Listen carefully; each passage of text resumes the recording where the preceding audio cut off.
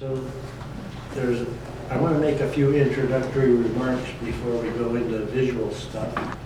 And since this is the end block, we aren't confined by a time limit. Two things.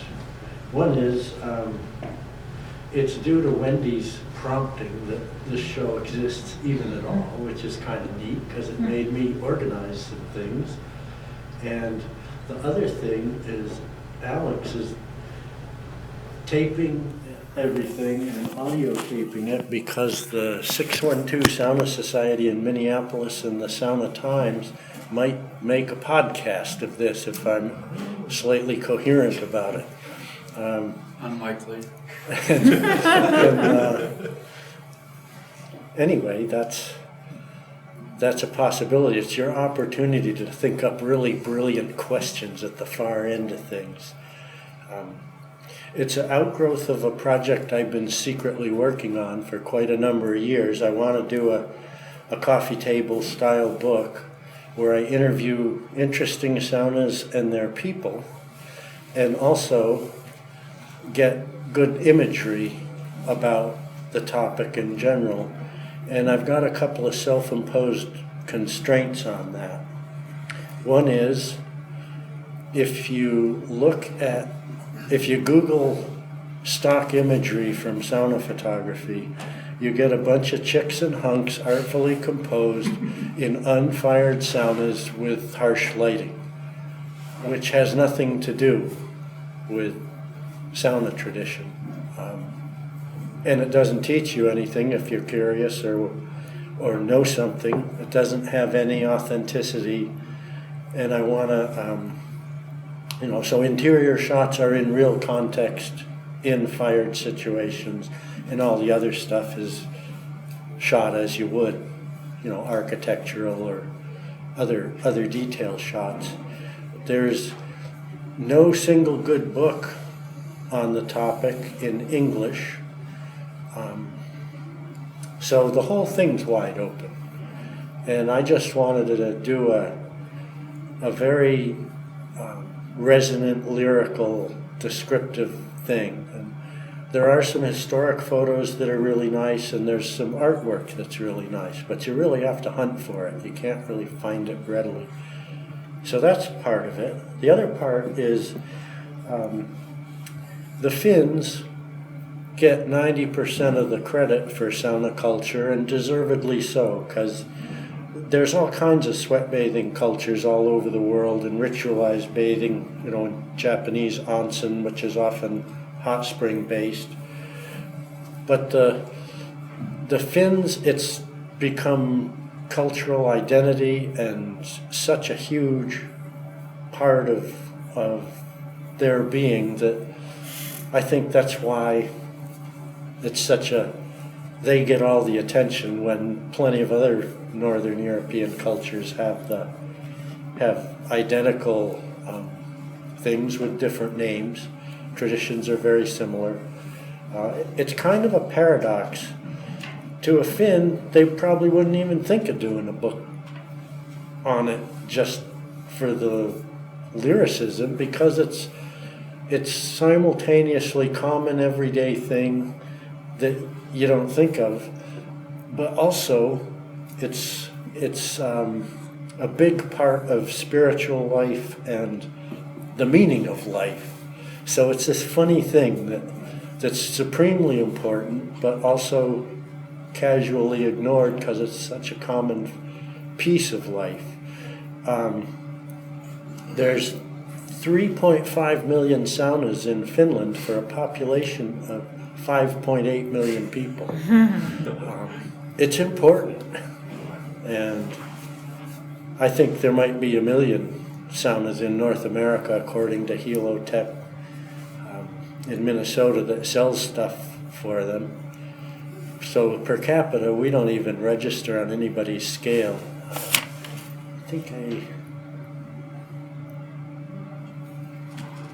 It's also the only Finnish word that's made it into English. Even though if you read it and pronounce it with English phonetics, you get it wrong. You'd say sauna, but it's pronounced sauna. And that might be it for what we need to know.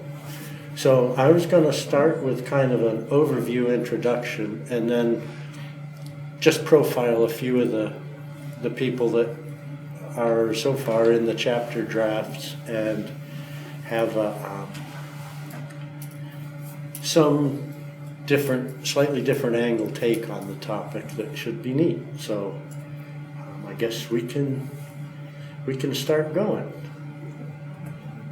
So with immigrant cultures, it's real easy to see music, language, cooking, kind of some big obvious components that come with people. In the case of Russia and the Scandinavian countries, an architectural feature arrived, and that's a squared log building in the case of log buildings, and often with really elaborate notching. On the left, all those notches drain. There's nothing where water can pool up in them. Every notch is pointing downward. On the right, there's a lock notch, so you could argue, well, moisture can get in the little piece that locks that for building stability, but that's 100-year-old building in northern Minnesota. Doesn't seem to be suffering from going out of true any. And of course, the hewed log structure shows up in saunas, which are in many cases the first building on a homestead. And I'm going to read this first paragraph aloud in case one of the podcasts doesn't include images. Otherwise, I just let you guys read it. But the most characteristic feature of the Finnish homestead is the sauna, a place for family and friends to share what they considered to be the wellspring of life and health. To the Finnish homesteaders, the sauna was more than a bathhouse. It was also used for washing and drying clothes, baking and cooking, butchering and smoking meat, and even as a spare bedroom for guests. The sauna was typically the first building built on the farmstead, where the family lived until the big house was built. And the tour we were on at this historic sites in northern Minnesota were just beautiful in that very specific layout of the farmsteads and the outbuildings, and was really, really quite neat. Well, we got to get over the nakedness aspect early. So in context, you're supposed to be naked in a sauna. In North America, that can be a bit of a hurdle, and in the case of public saunas, there may actually be published rules for coverage. But if you're hosting and you're introducing someone unfamiliar with it, and it's too big a leap, if you loosely wrap in a towel, it's better than a swimsuit in terms of restriction and comfort with the heating and cooling aspects. And a host might say, look, if you're more comfortable, I'll cover up with you. Or you can ask the host and say, what are your family protocols? And that just allows you to figure out what to do. There's an intermediate step where you can, if everybody's agreeable, you can dress or undress to your personal level of comfort and nobody cares. And if you become a regular sauna user, within 3 or 4 repetitions, you just dispense with everything that blocks the process and has too much bother and interference, and quickly adapt to the norm. So even shy people who were self-consciously clutching their towels 2 or 3 saunas ago are suddenly quite happy. Well, a wood-fired sauna is better heat-wise, but one of the things that makes the whole ritual appealing is the elemental nature. So you have fire, you have stone, and you have water, and in the case of the structure, or maybe firewood, you've got wood. So there's this very basic grounding, and the tradition in Finland and Northern Europe is over 1,000 years old, even predates stoves and pipes.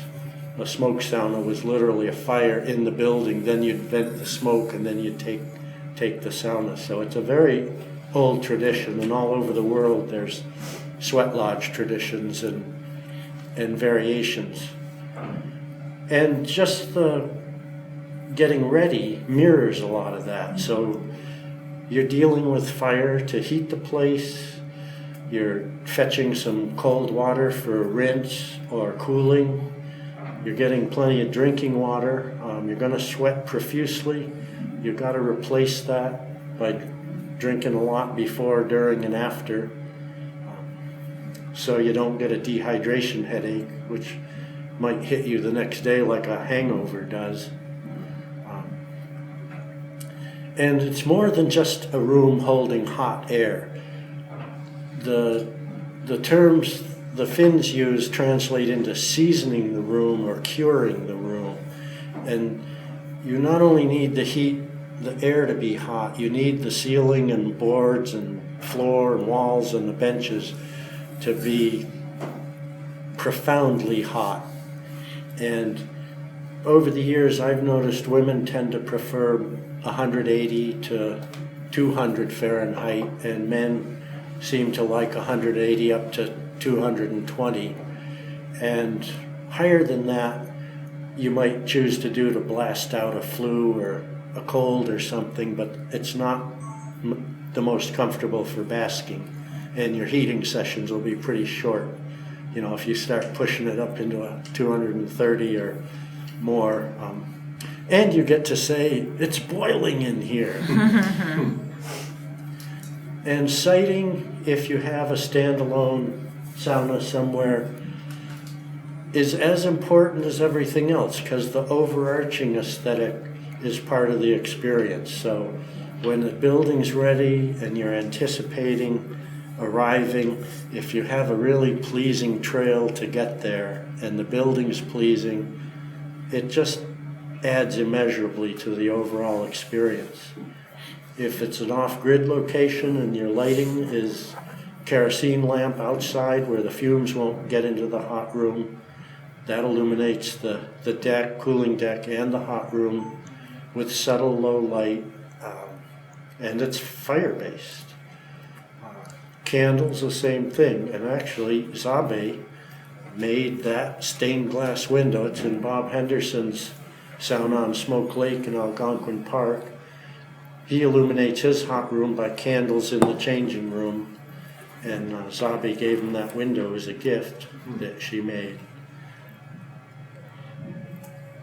And a lot of the items associated with sauna have become quite iconic, and the birch twig whisks are called vita in most parts of Finland, vasta in some other parts. But those are picked in around midsummer, late June. The leaves are still soft, but they're hardening onto the twigs.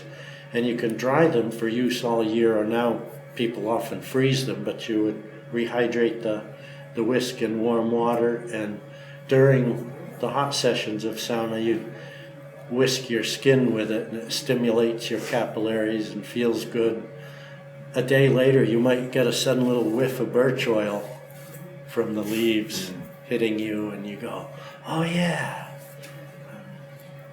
So that's just one of the niceties. Wooden buckets, wooden ladles are aesthetically pleasing as well as practical. They're going to get hot in there, but not so hot that when you touch them they burn you. So the persistence of wooden handled ladles and wooden buckets is largely for that reason. You can enhance the water you sprinkle on the stones periodically with essential oils, which you can get at a sauna shop, or if you don't have access to that, just go to your local health food store and get an essential oil that smells good, and a few droplets in the water you sprinkle on the stones adds a nice aroma to the occasion. One of the other things is bench rests. When they're oriented vertically, they're a back rest, and horizontally they're a head and shoulder rest. So on occasions when there's few enough people you can really lie down on the upper benches, that's really enhances the event. Typically when you enter, if you're new, you want to go in at about 170 degrees until you're sure you like it, and then heat up with the building. But that first heating session is usually spontaneously very meditative and inward thinking. You're just thinking nicely, letting your body absorb that heat and begin to flow, and it's just a very reverent time. After about 15 or 20 minutes, some of you want to sprinkle the stones, and that's a personal preference thing. Some people sprinkle a couple times per heating session, some maybe just once.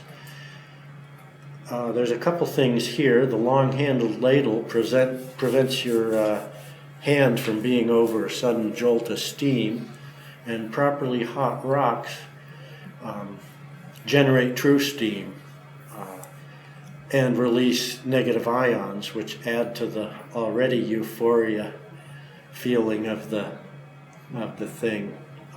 If you can see a visible vapor, the rocks aren't up to snuff for maximum benefits. And a little's okay, but you don't want to see a lot of visible vapor, because you really want the steam. After another 10-15 minutes, you're going to be over hot and you'll have to go out to cool. Air cooling's plenty fast and fine in 3 of the seasons. These two are embracing the first rain at the end of March one winter when we actually had some snow.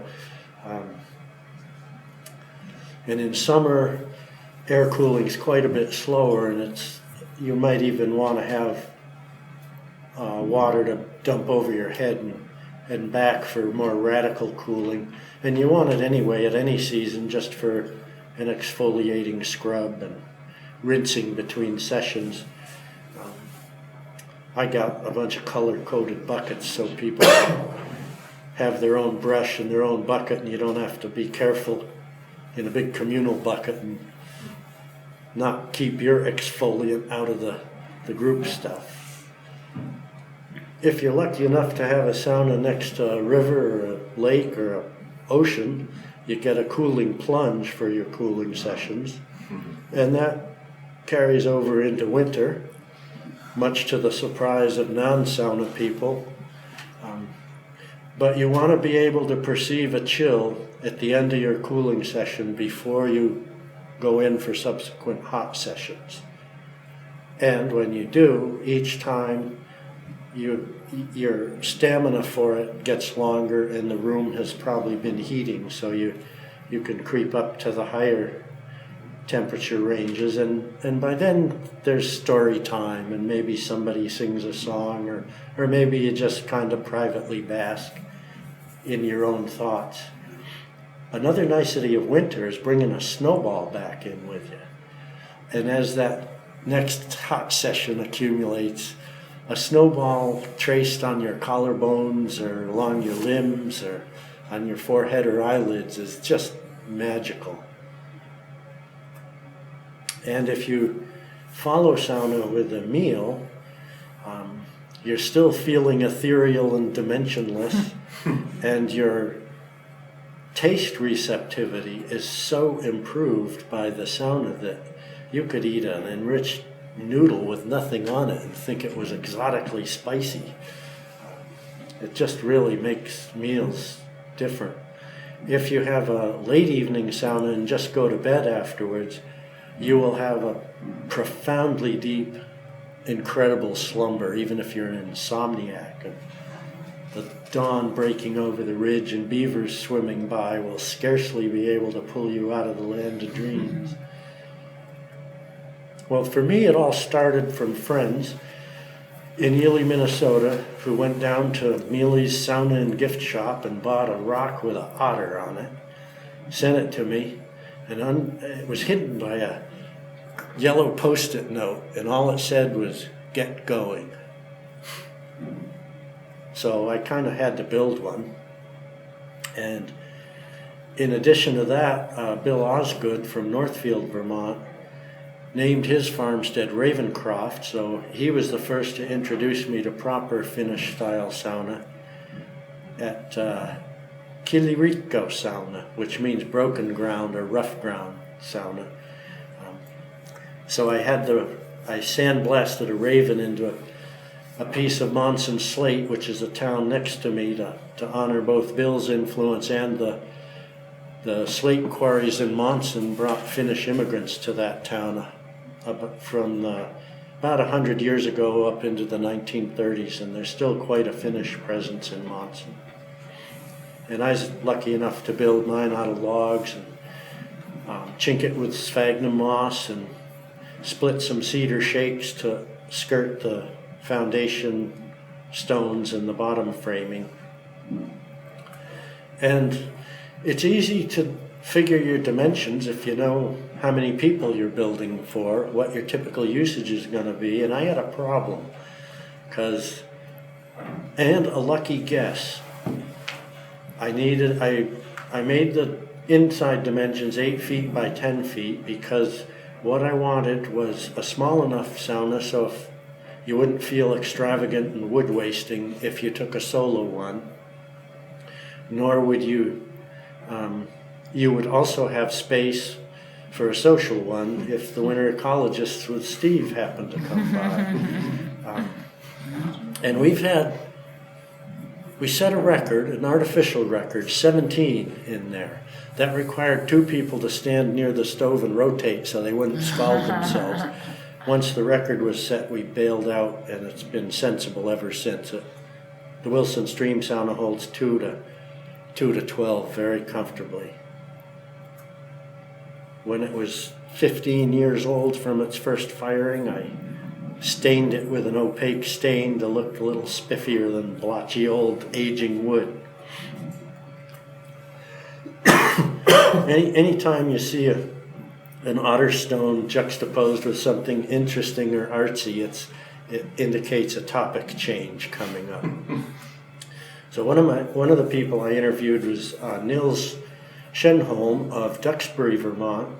He's been a full-time sauna builder since 1990, and his heritage is Swedish, but when he does research, it's with Finnish foresters and bathers and builders and people and museums in Finland. And his company name, Solheim's Sauna, combines Swedish and Finnish. It means sun home, and sauna means sauna. He builds a standalone small enough to be delivered on a tilt bed tow truck and fit underneath all standard overpasses and road crossing wires, and he doesn't need a wide load vehicle following. So he delivers in about probably a 5 or 6 state radius. He's also happy to design and build his own for a client, or in the case of this one, another architect designed it, but he built it, and the odd roofing is to match a ski chalet in Mad River Glen, so the 2 buildings reflect each other.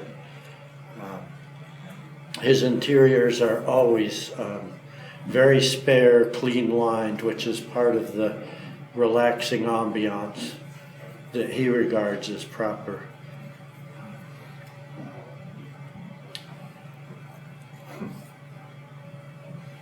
Bill Morrison in Wolcott, Vermont, half of his family's Lithuanian heritage, and he's got a beautiful sauna on a pond with a cooling changing room and a hot room and an unusually steep roof, and that turned out to be an architectural holdover from when thatched roofs were the norm.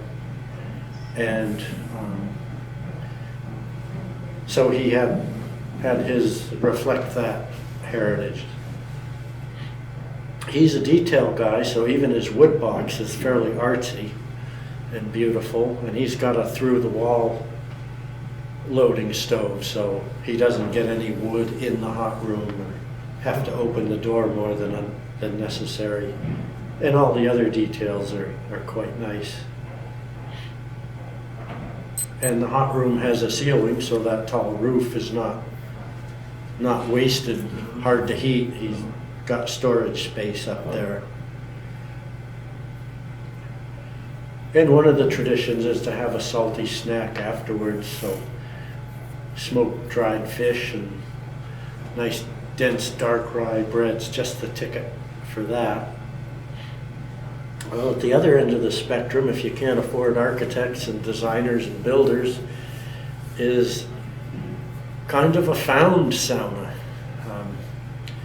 Nils wouldn't regard Mary Fleming's retrofitted chicken coop as a proper sauna because there's no attention given to siting, design, or anything else. But even he admits it's got the most important ingredient. It's very well loved. And while commodious for a bunch of chickens, it's pretty small for people. One of her problems was finding a stove small enough to not take up much space. The solution being a used parlor heater that was for coal or wood. She got that for $200, hired a welder in town to make her a stone cradle for another $160, and with a few little extra sheets of steel roofing and stuff, she had a working sauna for under $400. And she's embellished her sauna practice beyond the basics. She'll have a bunch of bath salts, which she invites whoever's participating to share in the grinding of. Salt cleaves at sharp right angles, and she gives people a big choice of oils to choose two from of a scent they imagine they'd like. You mix that with the salt, stretch it with a little olive oil, and you have an abrasive scrub that smells really good to be used during the second heating session. She's a yoga instructor. Most of her guests just happen to be women, so I was lucky enough to be an honorary woman the day I joined Mary and her friend Claudia. So she issues us each a bucket of cooling rinsing water, a bucket of drinking water, and we're carrying our little jars of fragrant salt up. And they requested no interior photos, so this is one from my sauna when a massage person happened to be there. But in Mary's, during the second heating, you do a really deep tissue, thorough massage with that abrasive, crystally scrub. It was the closest to a heavenly swoon I think we're allowed to get. And just the symphony of scents when you move and each person with their different fragrances take place. And it was very, I've read and heard from people that the women's sauna is way more intimate and close than a bunch of guys sitting around in there who kind of keep their own counsel, and maybe if they're really generous might massage the shoulders of their buddy or hit the backs of them with the Vitas. But it was really a great experience to be able to experience that sort of sisterhood of a women's sauna. In East Blue Hill, Maine, every Sunday afternoon at Sergei and Katya's, it's known that there will be an afternoon sauna, or banya in Russian. Sergei says sauna just because that's more familiar to everybody. And unless he says it's off, everybody just knows to come with food and in anticipation of a late afternoon sauna. His is annexed to a garage, two-bay garage and wood shop, cooling room and hot room, and a gorgeous plunge pool a few steps away from the doorway. And the view's not bad over Blue Hill Bay from there. Even his low bench is the height of the stones on the stove, and his high bench is really nice and hot.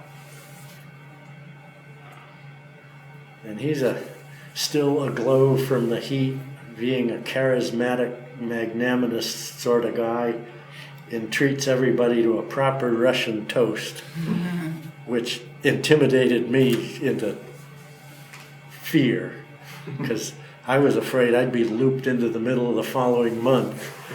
And I took this wimpy little sip, and the guy next to me said, "Don't worry, you can do it. The glasses were cooled in the freezer, as was the vodka, and it's high quality. Take the gulp." And I believed him. And he was right. It was fantastic. It was almost like sauna itself. There was this juxtaposition of intense cold followed by this radiating heat. And I didn't get plastered. It was very fun.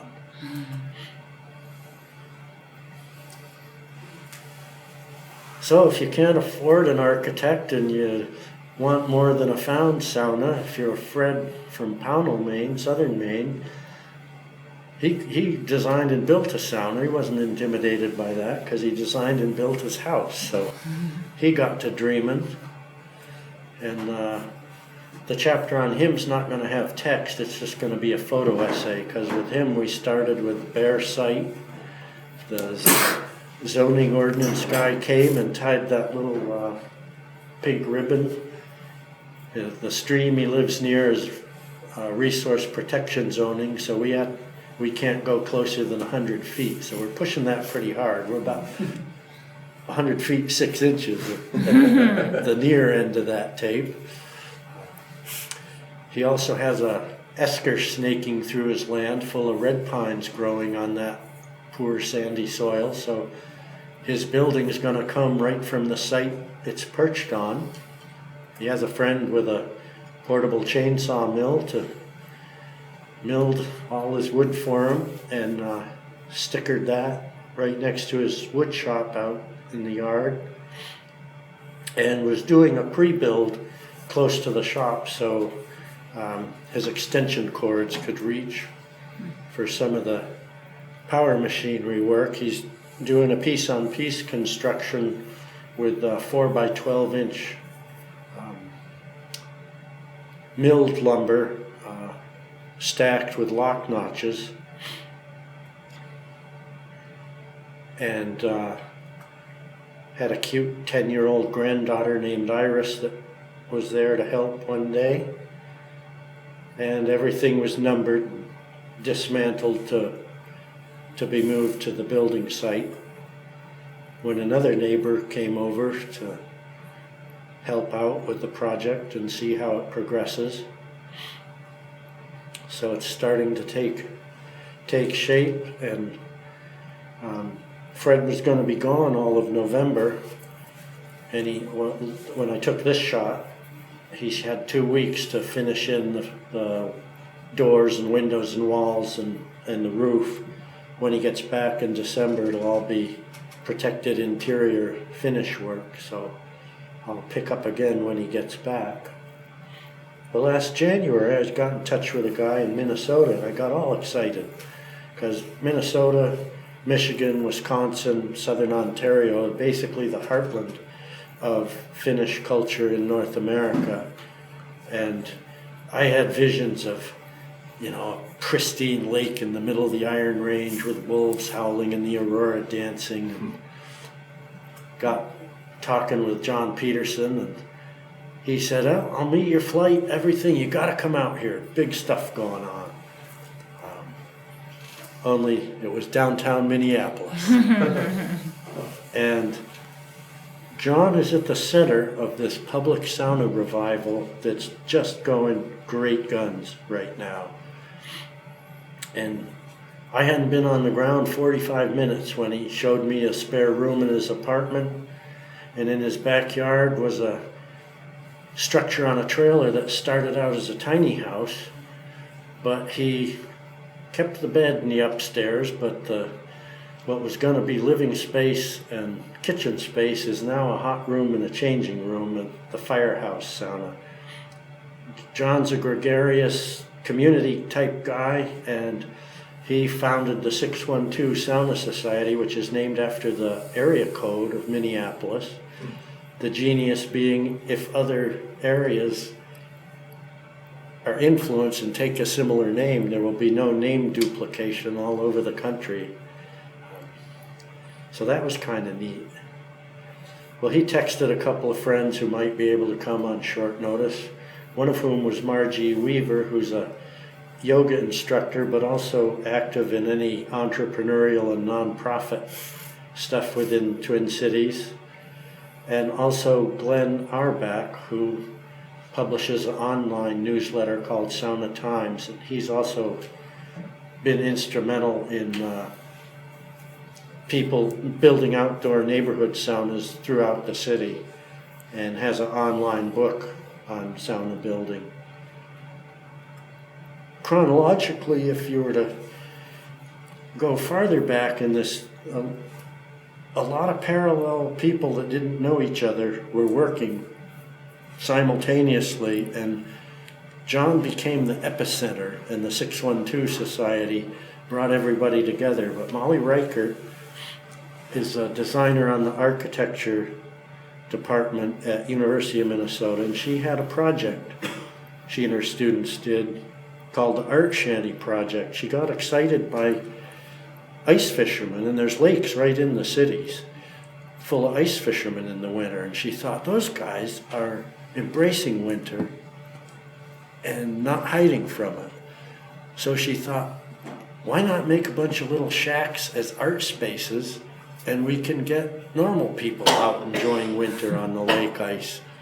And she got hold of a 1960s era Airstream trailer, gutted it, and designed some sinuous, fish-like, human sensuous benches. And the program also told the cutting tools how to do the arch, how to do the notches, how to do everything.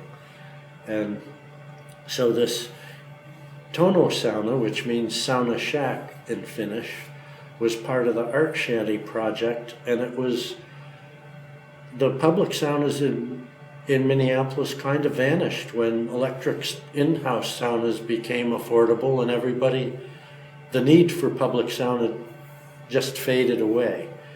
And this was bringing it back. And Molly said, well, I'm late for a dinner date. I got 2 courses to teach tomorrow morning, but fire up. I'll see if anybody shows up. So she took off for supper, and I fired up. And about the time it reached 180, people began to show up, and it was quite wonderful. Winter walkers from this event may recognize Molly's friend Will Steger, who's famous for North Pole and Antarctica travels and advancing climate change awareness from the Arctic and Antarctic, educator. At the age of 71, still very much in traveling trim, I'd say. Andrea Johnson, another faculty member at the architecture department, she hooked up with Molly through sauna interest, and they designed the little box sauna to fit a trailer, a mobile sauna. The test season was done at Mall of America's parking lot, and IKEA and Radisson Blue, and took its humorous title Little Box from the big box stores that hosted it. The idea absolutely took off. And a guy named Max Musicant, who's a planner, whose Musicant group moniker says, creating places people want to be. He said, you can't have this out where you have to drive to it. Bring it to downtown, where people can walk, ride their bikes, take public transportation, or drive if they want to. And sure enough, in December, the Westminster Presbyterian Church hosted it in their parking lot. And by the time I got there in January, it had moved to the corner of Nicollet Ave and 38th Street, where the Blackbird Cafe and the Bang Bang Hair Salon were providing parking space and sponsorship. And Margie, ever the encourager of nonprofit groups, held a meeting with with some people before the little box session started for a Saturday at 11. And then the first regular group came. It all came together as a group celebrating the birthday of one of those guys. Little box is heated by LP fired stove, which gets it between the limitations of an electrically fired one, which don't tend to get too hot, and reach the bottom edges of a wood fired one. It's a nice solution, especially for a mobile unit. After that, each 90-minute session was more typical. It'd be, friends or couples or individuals, and it's really fun because all these people are coming together around an old tradition and rediscovering community and storytelling and conversation, and it's pretty neat. These two women had been in high school together, lost track of each other upon graduation, and 13 years later recognized each other in a little box session. And I happened to be there and caught the moment, and it was so enthusiastic that the whole place applauded their reunion. And the other interesting thing is a lot of the participants at the little box are millennials. And the sauna tradition's been pretty stable for hundreds and hundreds of years. But as humanity goes along its various routes, the toxins can change. And a Finnish study determined at the start of the Industrial Revolution, when the cities were very polluted, that 15 minutes in a 180-degree sauna, your skin would do the work, equivalent work of your kidneys, that would take them 24 hours. And that was surface pollutants being shed from bad air in major cities. Well, what the millennials are, the aspect of them that fascinated me is they've made their reservations on their smart devices. They're in this world of hyper-connectivity, and for an hour and a half during their session, those devices are parked with their clothes out in the changing room, and without anybody saying so, they've rediscovered conversation, community, talking with neighbors, new friends. The irony of the hyper-connected world is it's very isolating. You think you're connected because you're chatting with people all over the place, but there's no physical interaction.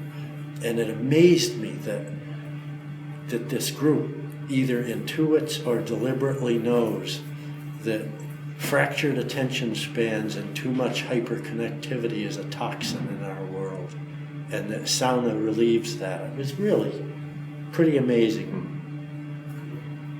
About 10 minutes before the session ends, people start filtering through the changing rooms, and you can hear the arrivals outdoors gathering in the courtyard around the fire,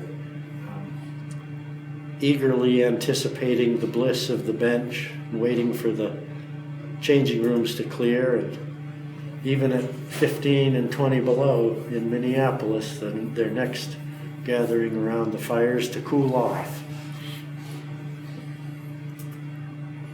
Well, the little box only functions in winter. Everybody gets too busy in the summer. But John didn't stop. He called me up in June and he said, "Can you come back out? I got some ideas percolating and they're about to hop." So I flew back out, and he said, "The trailer-based mobile saunas are too confining. I've got an idea for a modular one that's still portable. You can set it up and move its location, but it's better use of space. And I want to start it as a cooperative where the members have ownership and will take better care of it. Members can use it whenever they want. The public can pay a fee the way they would for Little Box." And it seemed like a good idea.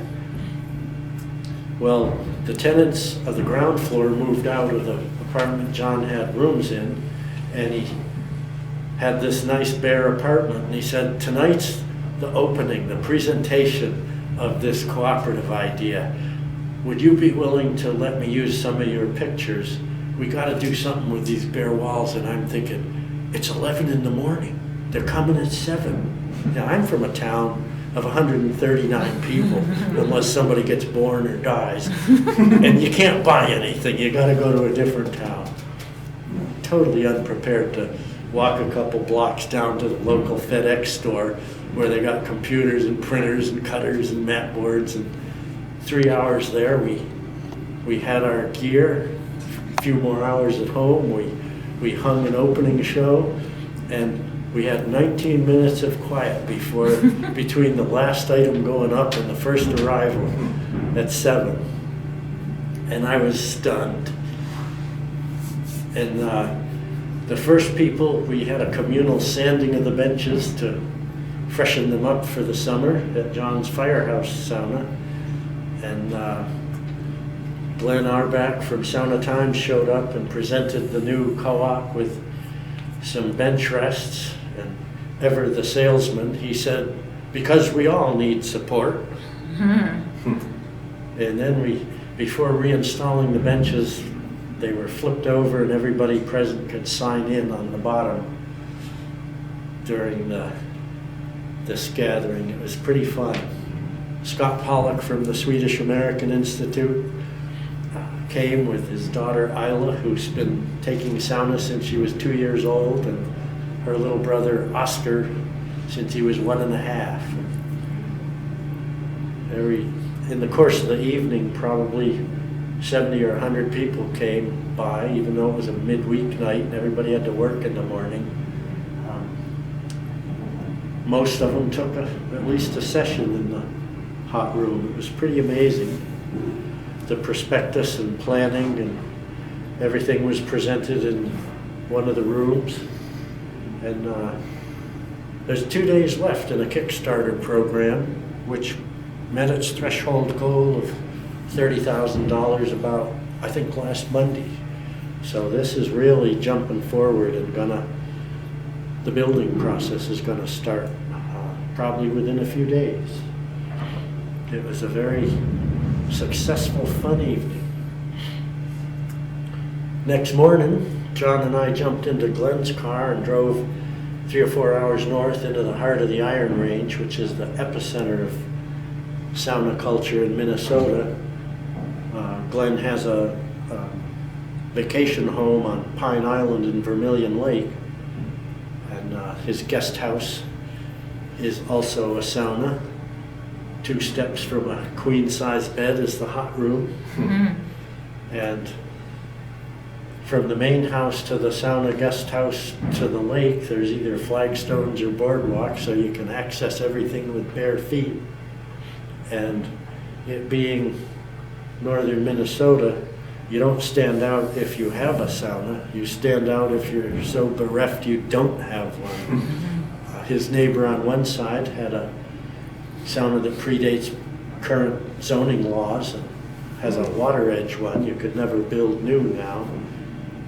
Probably a dozen paces down the dock to a cold plunge.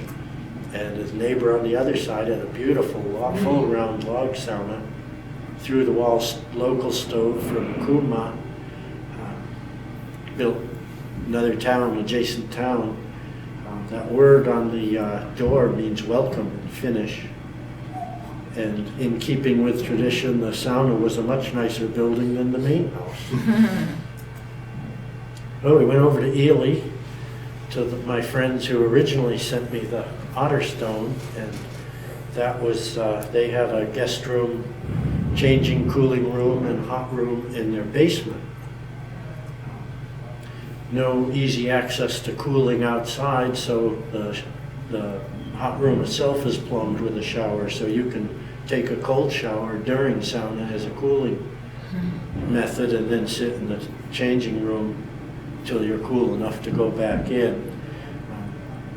Scott and Wendy bought that house when it was just on post, and Scott, being a Finn full of the Finnish virtue of sisu, which means tenacity of purpose, hand dug his basement out of glacial till and carried it out in 5-gallon restroom buckets. He also encountered Ely greenstone ledges that would not be moved, and just dug around them and incorporated them into anything he needed to, including holding up his benches or scribing the floorboards to the guest room to the edge of ledges. But one of the things about having so many ties to the old country is there's a lot of attention paid to that. Bill Morrison's plans for his sauna are in Lithuanian. Bill Osgood's sauna at Ravencroft is named with the Icelandic word for raven. He's presented here before. His vanity plate for Vermont said Hrafen on it. His daughter Katie inherited the Ravencroft, and she speaks Finnish fluently, and her doctorate is from a university in Finland, so she can actually read the instructions on her tapestry in the hot room. The Finnish equivalent of Ohio blue tip or diamond. And the North Country Lodge in Embellishments, Minnesota. Originally, it's a guest house now, but originally was a Finnish farmstead. They had such a big family, 10 kids, and who knows how many cousins and things. They had 3 tiers in their hot room. They could accommodate a huge crowd. Their guest book has a nice woodcut word in Finnish on it. If you go to East Blue Hill, you can find out how to spell eucalyptus oil at Sergei's in Russian. He immigrated in 1984 when the Iron Curtain fell. Or you could borrow a felt sauna hat if you didn't want your hair to get too hot or dry out. And I want to finish up with one final magical aspect that is cold country, and that's making ice lanterns. You already got a lot of buckets, and you can set them full of water for a couple hours when you get a cold snap, and when the ice is formed to a thickness you like, you chip through and pour out the water that hasn't frozen yet. Give them a rinse through a hot bath and extract the globe made of ice for a candle. And it's just really enhances the trail to the sauna in winter when you have a line of ice candles, luminaries I've heard them called. It just really enhances the aesthetics. And even as the ice lanterns erode either through sublimation in the cold part of winter or thawing towards spring and maybe getting rained on, they still stay beautiful. And my aesthetics run toward just simple candle light, but you don't need that kind of limitations if you have access to other stuff like lights and colors and food coloring you can mix in the water. But that's kind of the cream of the winter embellishments.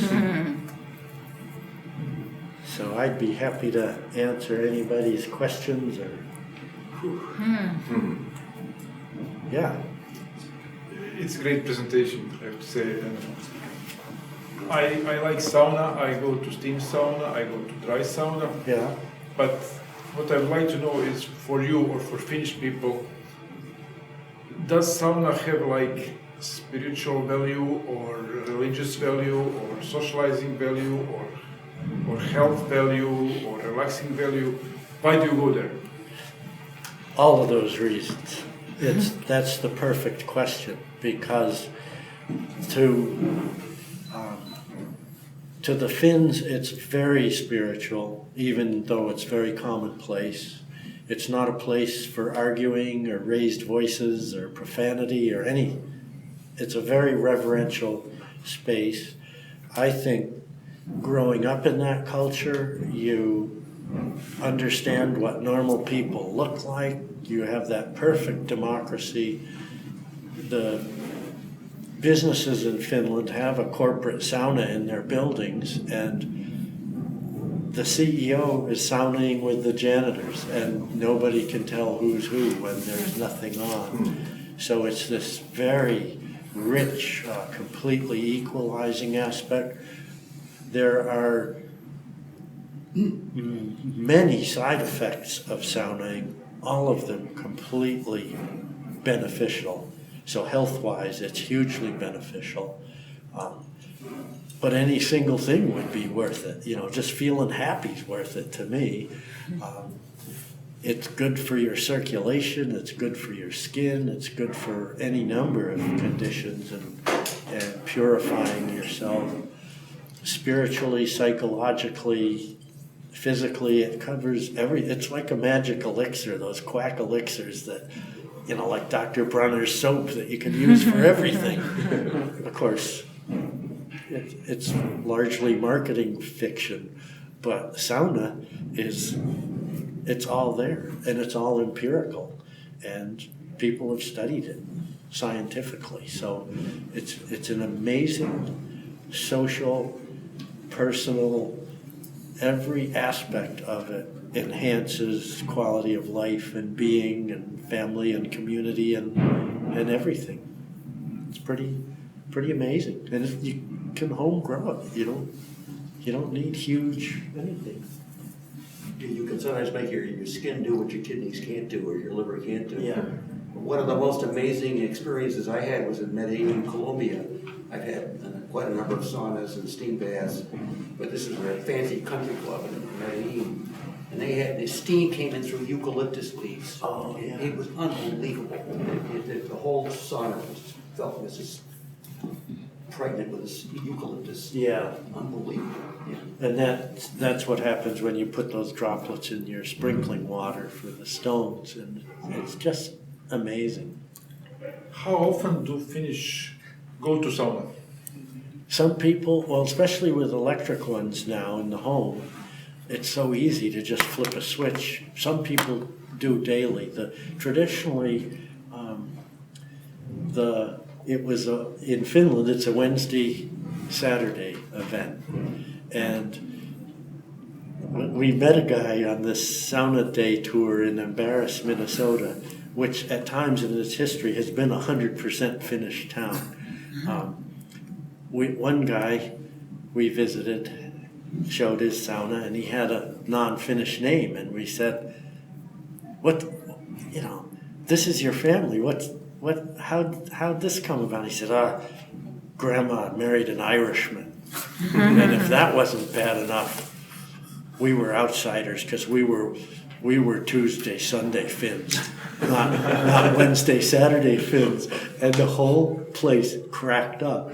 He never said sauna, but everybody knew what he was talking about.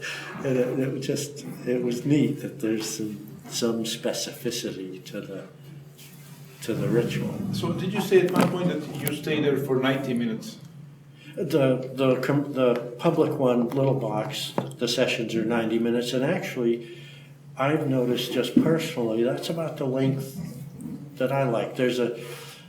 Your body tells you when you've had enough, when you're cooked, and that's going to be your last heating session, and you might blast it up a little hotter, but you know that you're not coming back in. And then your cooling session, you not only need to perceive a chill, you need to really dry off. And if you're using towels, you want to pat yourself dry rather than rub yourself dry. And I'm not sure why, but I'm sure that if that's written down repeatedly, there's a real reason for that. Probably has something to do with the openness of your pores and everything. Can I ask one more question? Sure. So, like we are all winter campers here, is there a way for us to build a sauna in wilderness? Yeah. Winter camping, it'd be harder, but to that end, I was just out at the Midwest Symposium. Snow Trekker Tents now makes a double-walled sauna tent. So they're thinking of this. You don't even need that. On a canoe trip in Finland, I came across an improvised sauna on a gravel bar by the river. Yeah. And clearly they had used some kind of tarp. The stones were there. They had built a little sort of structure Yeah. out of saplings. Yeah, the and, sweat lodge. We do that canoeing all the time. Actually, Dave and Wendy, and we had a nice one when we were windbound on Aticonac Lake in Labrador. But yeah, you could, in winter, it'd be harder to find rocks to heat, but it could all be done, and you could do it. If you took a layover day, you could even make a sweat lodge rather than turn one of the tents into a sauna. What guidance do they have on those rocks and collecting them? Oh, if you're heating them in a fire for a sweat lodge, if they're gonna break during heating. I've had rocks crack, but I've never had them spew shrapnel anywhere. And you want to pick finer grained rocks if you're in granite country, because they erode less with the heating. And the neat thing about a sweat lodge is a melon-sized rock will be translucent orange when you fork it into the lodge. And if it's after dark, that is stunning. They're like radioactive dinosaur eggs, and you're huddled around them in amazement. You mentioned this fragrant oils. A friend of mine in Sweden introduced me to an alternative. You dribble a little bit of beer onto the rocks. It smells like baking bread. Yeah, Like It's really- baking bread. Baking bread. It's really nice. if you spit a dark, really rich dark brew like McEwen's or something that's slightly sweet, it's great. The other thing, I personally find aquavit awful to drink, but if you spit it on the stones, it's got anise in it, so this licorice smell fills the hot room. That's really nice. I'd never have donated a nice single malt to that. I'd rather consume it, but I'm sure in the air, you consume it through your pores. When I was in Thunder Bay, there's a lot of Finnish. Oh, They have saunas, and then I was told by a Finnish man that the term vodka on the rocks comes from tossing vodka on the rocks. Oh, yeah. And the reason you did that was because the minister, when you went to Sunday service, couldn't smell it on your breath. Did you go to Kangas in Thunder Bay? That's the big I've only been there famous. to eat, but I have had lots of saunas in Thunder Oh, Bay, in the switches and the on the lake. 'Cause that's the Finnish a- people there. It's a great one. That one's I've been world there famous. Yeah, I've been Yeah. to Kangas many times. It's really neat because it's the real deal. It's run by Finns and it's up to Finnish standards, and people will drive 5 hours to go there. It's really neat. I've never been, but when I drove through Thunder Bay once getting to North House Folk School, I kept looking because all the road names are Finnish surnames. You just think it's got to be around here somewhere. Garrett, if your body tells you when you're finished, Yeah.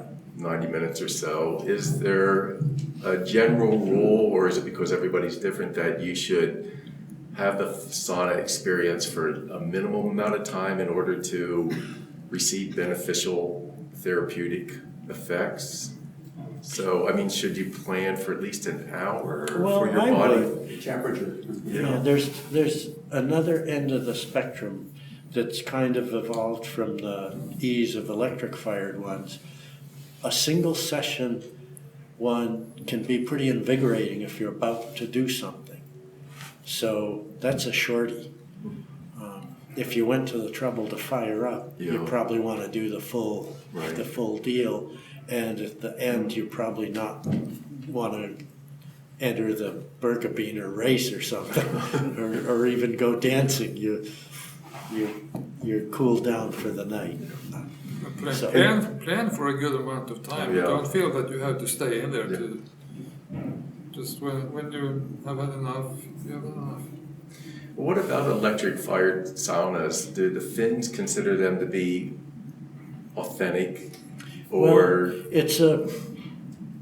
Well, my sense is it's better than no sauna.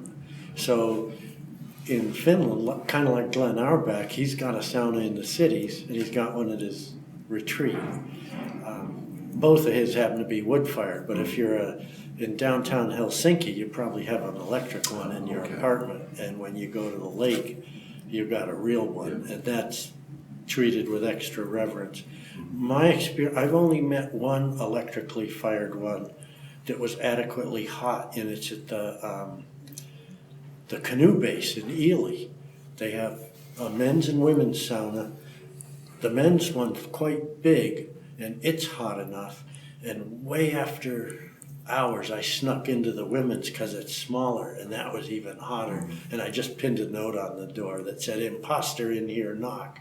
But nobody came, and those two were electric, and they were good and hot. Every other Like 180? Yeah, and above. Okay. The typical electric ones I find borderline suboptimal. Some only get to around 160, which to me is too cool even for your introduction. But again, if that's what you can get, I'd take it. But isn't that a matter of just adjusting a thermostat? I think the units just can't make enough heat because that doesn't work because that relates to the size of the room. If you have one that is properly sized and set the thermostat high maybe enough, that's all it is. I'm quite sure it will get hot enough. Yeah. Well, anyway, everyone I've found has been cooler, and it could be as simple as it's just not adequately sized. The ratio to the room size is wrong. That would be true of a wood-fired one if you put too small a stove in too big a place. So it could be that. That might be why the canoe-based ones were good. Also, insulation of the room. Yeah. There's several factors. Well, all of them need to work together. Yeah, I think that's probably true. Did you come upon the barrel-shaped ones, and what did you learn about I them? don't happen to like them. Bob Henderson has one down in Uxbridge, Right. and you're leaning forward kind of uncomfortably because of the barrel shape. I mean, you could cure that by just making bench things closer toward the center. I think they're kind of neat for urban areas, but if you had the space to have a standalone, I'd make a more traditional shape just for the luxury of the footprint of the benches and organizing things. I was always taught like it moves the air better. Yeah, it would do that, but I think in general you're overpowering the size of the room if it's properly Okay, I see. stove sized for the space. Just people moving around, it's going to get the air moving, and some still have sliding vents to change the air, or if it gets too hot, you can kind of slide a vent rather than open the door for longer than you would normally. There's a lot of adjustability, so I wouldn't suspect that cylindrical shape really matters in terms of the quality of heat, although maybe. I don't know. Did you say you're working on a book? Yeah, I don't have a publisher interested, but I'm getting fairly close to done. I mean, when I finish that photo essay chapter of the guy building, I might have what I need for what I'm envisioning, which could change if I find a real publisher and the editors decide they want something different, but hopefully it'll come into being. Dave's been coaching me and doing it through Blurb online. But the advantage of a publisher is you get professionals doing the editing and the layout and the production and the sourcing of materials and stuff, so I'd rather have experts doing that than me making embarrassing mistakes I'll regret. You can have Dave edit it. Hey, yeah, Dave would do it. Be your publisher. I get to be nice to him and maybe he'd edit. Or This I'd give website that you mentioned, Sauna Times, Yeah. what kind of information can we get there? Just go online and you could easily find them. Glenn Arbach's the guy there. And I think his building manuals just kind of online. There's no physical one. It's just a resource for people. And I think 612 Society, you know, even though it's distant somewhere else, is up to some really intriguing stuff. So it'd be worth exploring their page too, just to get a sense of that one. I can say I've experienced Garrett's sauna. It's magical, and I remember maybe it was my first class. You had the students haul the stove down. The stove down, yeah. The building didn't even exist. Yeah. And we arrived, and Garrett said, before we get started, I need some muscle. And you had just gotten your stove from Michigan. Michigan. And so the students on a sled or somehow hauled it through his woods and plopped it in the middle of the forest and left it there. And then Garrett built the sauna around it. And subsequent students have been able to reap the benefits of their labor by having a sauna. And doing it inspired me to build a sauna in my backyard. I live right in downtown Bar Harbor, and my wife thought it was a harebrained idea, you know, because we weren't out in the woods. But I wanted to do it, and it's amazing how it brings our family together, because our kids come home from school, they have homework, you know, and they just, you know, get on their devices. But when we have a sauna, everything's put down, and we go in the backyard, and we come together as a family. It's amazing. Great. You know. Is that the sauna that Dawn helped you guys build? Yeah. She, Okay. the Sterling College influence. We were hauling these poplar logs to the site, and they're not that long. You know, they're maybe 10 or 11 feet, and they're a little. The big ones were a little too much for the three of us to carry. And Dawn said, "Let's hook onto them like horses." What we do at Sterling, we skidded them right up there, lickety split. It was great. Yeah, so it's really neat how many helping hands have slithered through the building of the Wilson Stream one. So Dave Brown, I may reconsider now, and instead of building a bread oven, I may go for the sun. I use reclaimed wood. There's so many building projects and renovations in Bar Harbor because of the summer community. I just drove around Bar Harbor, and when I see contractors, you know, doing, I would ask them, and I was able to get some Western red cedar that they were going to take to the landfill. Wow. Oh yeah. And I was able to line, I think, 2 of my walls with it. Yeah, it was amazing. It was left over from some project that were odds and ends. But it worked. Thank you, Garrett. Yeah, Garrett, That was that's great. wonderful. Oh, good. That was fun. I went better than I anticipated. I'm always scared on the first time. No, it was Dress great. rehearsal in front of people. Somebody needs to ask him what this inside of a hot sauna does to his cameras, though. I'm surprised how clear the pictures are, because I always thought when you were trying to get stuck some steam that. What I've been doing is I heat the camera with the sound, That's in there. so there's never that condensation. Oh, right, yeah. And for 15 years, I got away with it, scot-free, no damage. No, I kept pushing it as long as it kept working. Well, this summer, had a camera fail, outdoors, unrelated. Sent it to a Canon dealer, and I said, in addition to telling me whether this is fixable or not, I have a particular interest in what's wrong with it from a corrosion point of view. And the guy got back and he said, "What the hell did you do to this camera? It's fried corrosion-wise." Wow.